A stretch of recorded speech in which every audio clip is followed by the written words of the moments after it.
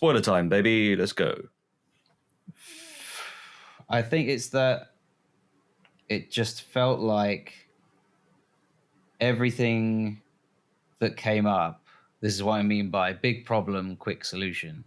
Mm-hmm. Big problem, quick solution, and it doesn't really. It's hard to describe. Like I never get on with it. I never felt like I could get like a handle on it. Get on with it. I felt like there were no clear definitions between each act. Going into Werner Herzog now. The irony of you doing that impression is he's dragging it out even longer. Yeah, I know. He talks so slow. I'd like a conversation between John Malkovich and Werner Herzog. Let's do it. Okay. No.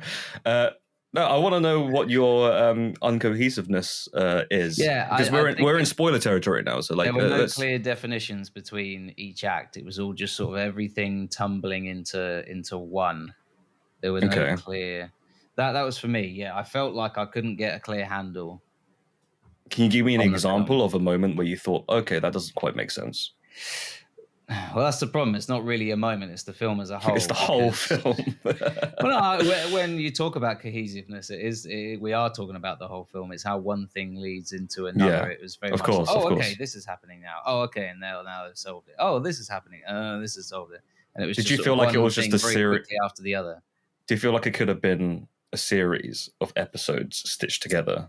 Almost, but they would have been very short episodes. Like 5-minute vignettes in some cases.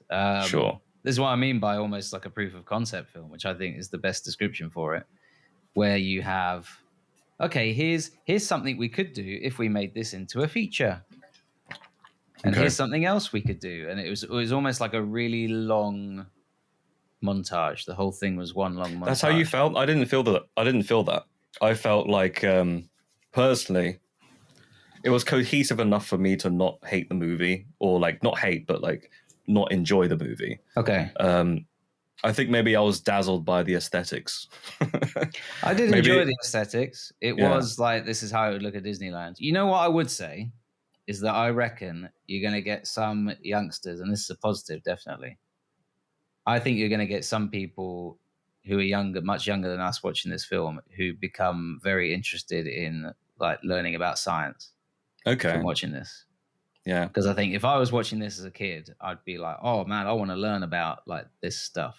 Yeah. And as a kid, you don't know that the craziest stuff, like that's not how science actually works. But it gets you interested in it. And that's almost like one of the jobs of these sorts of movies, to sort of inspire people to get interested.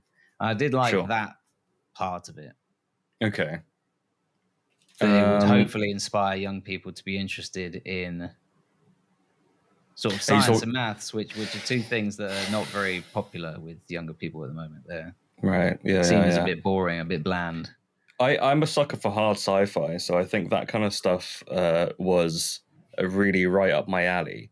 And because we're in spoiler territory now, I would like to talk about the space travel sequence, because I quite enjoyed that, where they were going to go meet Galactus, and they had to go through none of it makes any sense. You know, it's all just like fiction, right? Yeah. They're going into but they're using black hole technology to just go into light speed. Yeah. And that whole sequence was great for me. And then going into Galactus's ship, and it was all like H.R. Geiger-esque, and you know, he has plugs in his body, and and you're sort of left to figure out what they do. Yeah, like, are they keeping him alive? What are they doing? It just reminded me of Alien. You know, when they were going into the alien ship for the first time, and that kind of stuff I really like. And that leads into the other thing that you said that you quite enjoyed, where Sue Storm starts giving birth as they're trying to escape, because it turns out Galactus, all he wants is a baby. He just wants a baby. It was a baby. How reasonable could you get? I mean, come on. Yeah. How look, if you were going to save the Earth and you had to give up your baby, how long have you known the baby for? A couple of seconds? Like 5 minutes? Give it up. Come on. Yeah. Here's that's the take the twins. That's the whole conundrum. And that's one thing I want touch upon as well, because you said that a lot of the characters didn't have many character arcs. And I would say, yeah, maybe Ben Grimm and Johnny Storm, they both are pretty much the same character all the way through.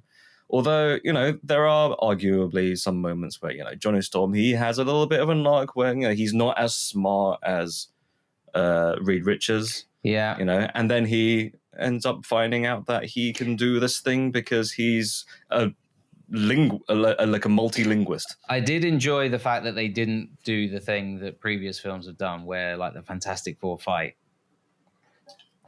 What do you mean? Because they set it up. They fight each other. Set it up like they bicker and like, you think you're smarter than me, but I'm Matchstick Boy and I can prove myself.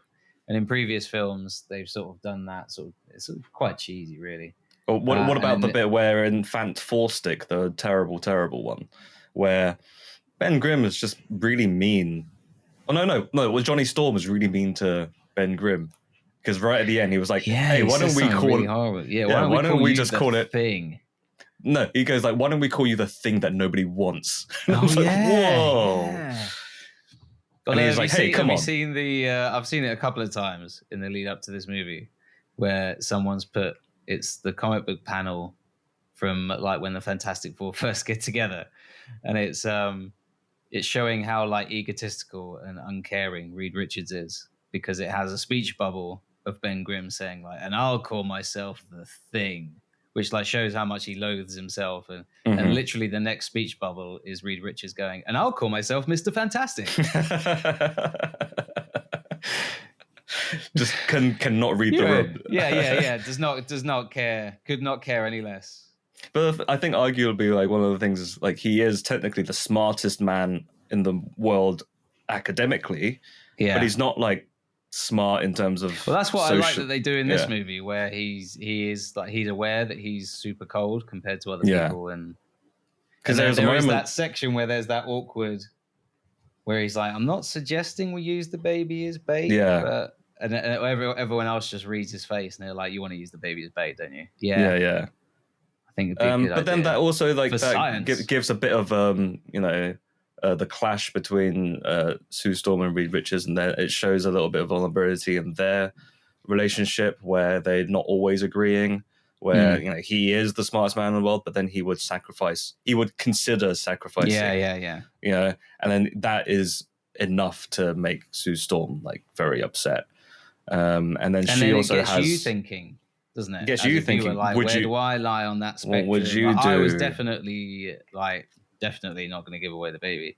Yeah. But I was like, destroy the earth. I don't care. I'm not killing this baby. Yeah. Yeah. But at the same time, it's that conundrum, isn't it? It's like, do you or do you not? And there is no right or wrong answer. But apparently there is. Black holes. Yeah. Let's teleport the whole Earth, which is a Johnny Storm is like, wait, I saw this movie called Superman the other day. What did it have? Oh, they use black holes. And Reed Richards is like, black holes? What are they? I'm going to call them fantastic holes.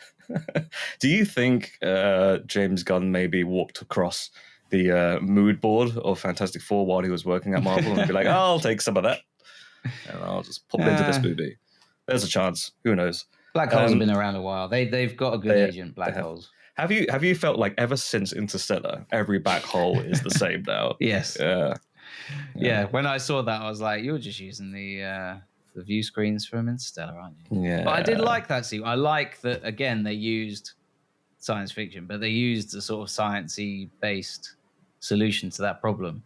Yeah. Silver Surfer's chasing us. Okay, well, let's trap her in the gravity of a black hole.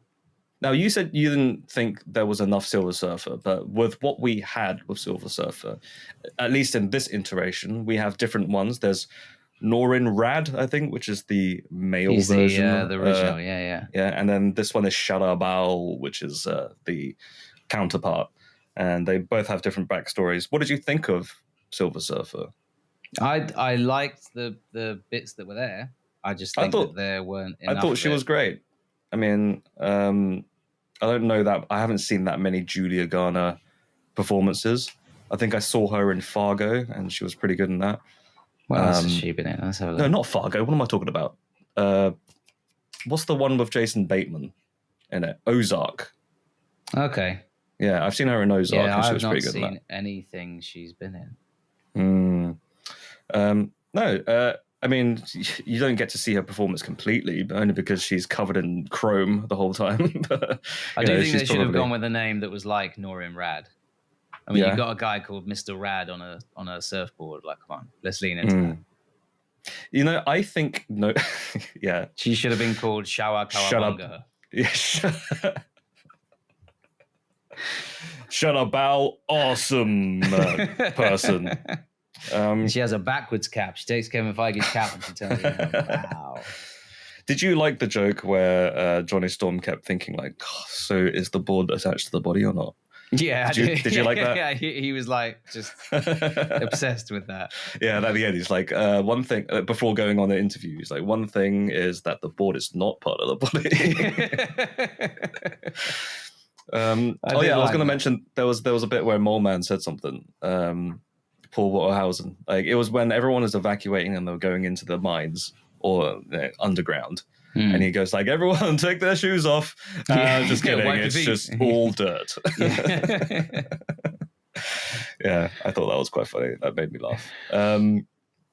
Yeah, I think that's about it, really. Is there anything else that we want to say? In terms of my rating, I would give it a chatting.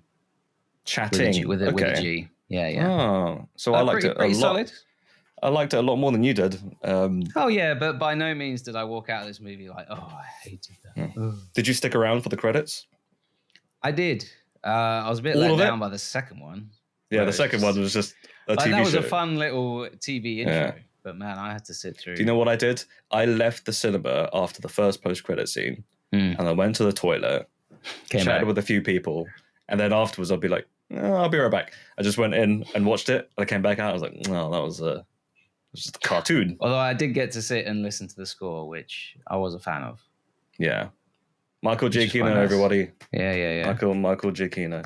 I would say this is not a critique of the film. The mid-credit scene. But the mid-credit scene actually, for me, says a lot about how the MCU works.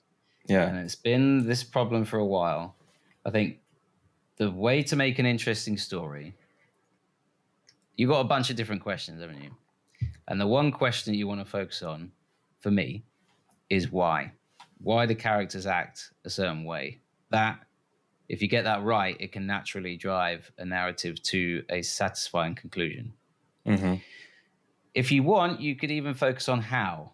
So if you're doing things like mystery thrillers, it's not so much about the character development, it's about figuring out, okay, how did this happen? How did the murderer, I don't know, kill the person in the lift and not leave any trace?